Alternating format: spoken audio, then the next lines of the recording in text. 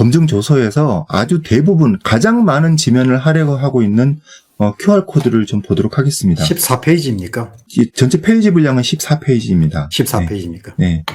그래서 이제 이게 엄청나게 숫자들이 많이 있는데요. 이 숫자들을 보고 이제 사람들은 어떻게 느끼냐면 숫자가 이렇게 많은 걸 보니까, 복잡한 걸 보니까 아주 복잡한 어떤 검증을 했구나. 그러고 보니까 이제 QR로 무언가를 했구나. 여기를 자세하게 볼 사람은 아무도 없습니다. 저도 마찬가지고요.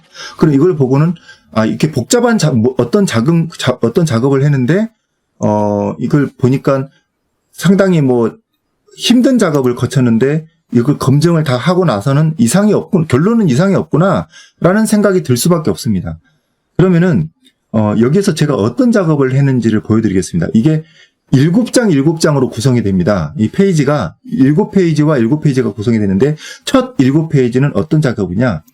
우리는 그렇게 원하지 않았던 작업입니다. 이게 도대체 샘플로 각 후보별로 100장씩 꺼내가지고 QR코드를 이제 확인한 겁니다. 어떻게 확인했냐면은 손 수작업으로 삑삑 이렇게 해가지고 수작업으로 이걸 확인을 한 게 오른쪽에 있는 겁니다. 그리고 왼쪽에 있는 것은 그 이미지를 투표지 분류기를 스캔해가지고 프로그램으로 한꺼번에 검색을 한 겁니다.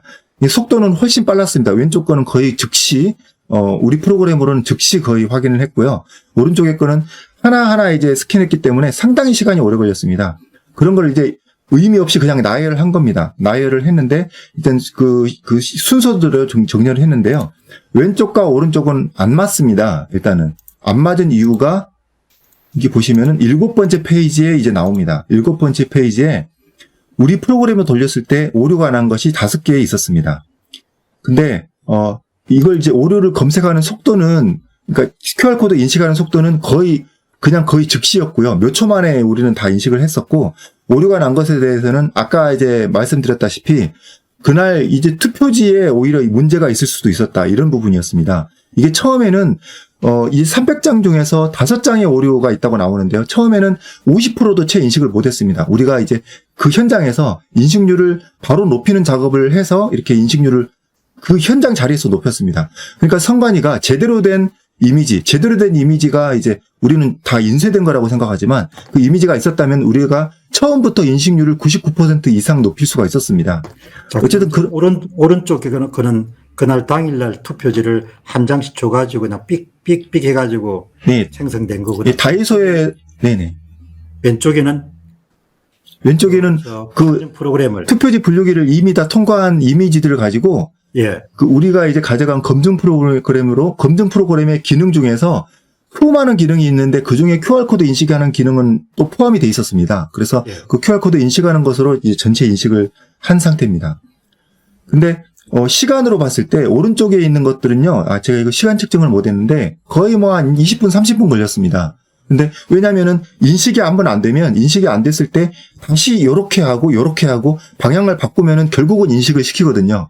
근데 왼쪽의 것은 거의 즉시 다 이제 인식을 한 거기 때문에 시간당 어떤 인식률로 봤을 때는 우리가 가져갔던 프로그램이 훨씬 높았던 거죠. 그리고 만약에 이제 그 투표지가 나중에 이미지 대조까지 만약에 한다고 가정했을 때는 같은 QR코드를 찾은 다음에 이미지를 도장의 위치 같은 걸 분석하는 것도 즉시 다 할 수 있게 다 돼 있었습니다. 그러니까 이게 투표지의 문제를 찾아내는 데는 우리가 가져간 프로그램만 한 게 없는데, 거기서는 QR코드를 이렇게 삑 해가지고, 어떻게 예전에 있던 그 선관위가 가지고 있던 이미지와 비교를 해서 도장이 틀렸다든지 이런 걸 찾아낼 수가 있겠습니까? 이거 불가능이거든요. 여기서요, 뭔가 하여튼 인식 오류라고 되어 있는데요. 프로그램 오류라고 되어 있는데, 프로그램 오류가 아니고요. 실제로는 투표지 분류기에서 제공하는 이미지의 오류입니다. 그러니까 정확하게 말씀드리면. 그러니까 투표지 분류기에는, 위조 집회, 감별할 수 있는, HGC 3000이라고 한 틀에서 만들고 있는 위조 집회 감별기에 사용하는 스캐너가 그 안에 들어 있습니다. 자, 그런데 그 스캐너에서 고해상도의 이미지를 스캐닝해서 그것을 우리 원고에게 제공했다면 오류가 날 일이 없습니다. 그런데 이 중앙선관위의 투표지 분류기의 이미지 방식은 고해상도의 이미지를 추출한 다음에 1차로 추출한 다음에 다시 그것을 저해상도로 다시 변환을 해버립니다. 그래서 이 중앙선관위가 투표지 분류기가 조작기라는 게 그런 것입니다. 고해상도 이미지를 그대로 가지고 이렇게 처리를 하면 그 고해상도 이미지를 그대로 남겼으면 지금처럼 논란이 전혀 되지 않는데 투표지 분류기에 이미지를 스캔한 다음에 고해상도로 스캔한 다음에 1차 이미지를 그걸 다시 또 2차 이미지 저해상도 이미지를 만들어 버립니다. 강제로. 예? 일종의 위변조본을 만든 예, 거예요. 예. 위조변조본을 만들어 버립니다. 그것을 또 다시 또 복사를 해서 줬다. 이게 이번에 감정에 논란이 됐던 그 원본이 없다라는 이야기거든요. 그래서 이 중앙선관위는 투표지 분류기를 만들 때부터 원본 파일을 아예 저장을 하지 않으려고 길을 썼던 거죠. 길을 썼고 그리고 실제로 이 원본 파일이 그러니까 고해상도 이미지가 원고 측에 주어지질 않았기 때문에 주질 않습니다. 원본 이미지를 아예 주질 않습니다.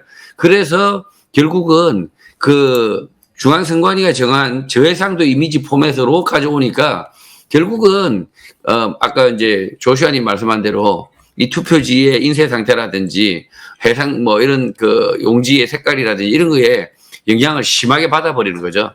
그래서 원고 측에 프로그램 오류가 있다 이게 아니라 중앙선관위가 투표지 분류기가 아니라 투표지 이미지 2차 조작기가 있기 때문에 그것을 제외하고 일처리를 할 수 없기 때문에 이런 현상이 발생하고 있다는 겁니다. 조슈아님, 그거 참 중요한 지적을 하셨는데, 아까 이제 작동 원리가 판정 오류 프로그램을 돌리게 되면은 결국은 QR코드의 일렬 번호가 맞는 그 길이 기표 도장 이미지 제도가 자동적으로 일어난다는 이야기죠. 네, 자동적으로 프로그램을 썼으면 그냥 바로 판별이겠네요.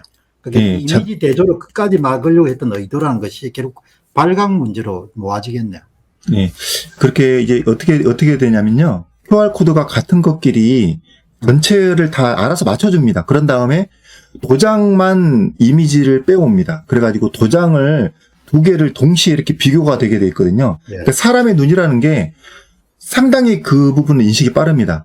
이게 그렇게 해서 양쪽에 도장만 쭉 이렇게 대여를 배치를 해가지고 보게 되면 도장이 한쪽은 돌아가 있다, 한쪽은 이렇게 삐뚤어져 있다, 색깔이 전혀 다르다. 그러면은 사람의 눈은 바로 찾아볼 수 있습니다. 그렇기 때문에 이런 식으로 QR코드를 맞춘 다음에 양쪽의 도장을 다 동시에 정렬을 해놓은 그 엑셀 파일이 있으면 바로 이걸 이제 그 위조를 찾아낼 수 있었다. 이거였고요. 하고 지금 미디어 A님의 말씀은 뭐 요약 정리하게 되면은 이번에 원고 측에서 상당한 그런 돈을 들여가지고 만든 소위 판정 오류 프로그램 같은 경우에는 기표 도장 이미지 대조, 그리고 QR코드 이미지 대조, 그리고 QR코드 번호 대조, 이것이 동시에 그냥 바로 일어나기 때문에 그냥 바로 그냥 막 짧은 시간 안에 그냥 몇만 장 정도는 그러니까 끝까지 그냥 중앙선거관리위원회가 소위 이야기해서 이미지 대조를 막았던 이유는 결국 발각이 되면 안 되니까 그걸 이제 천대엽 대법관이라는 사람이 받아들였으니까 어떻게 우리가 그 대법관이라는 사람을 그거 하겠냐 이야기예요. 그야말로 참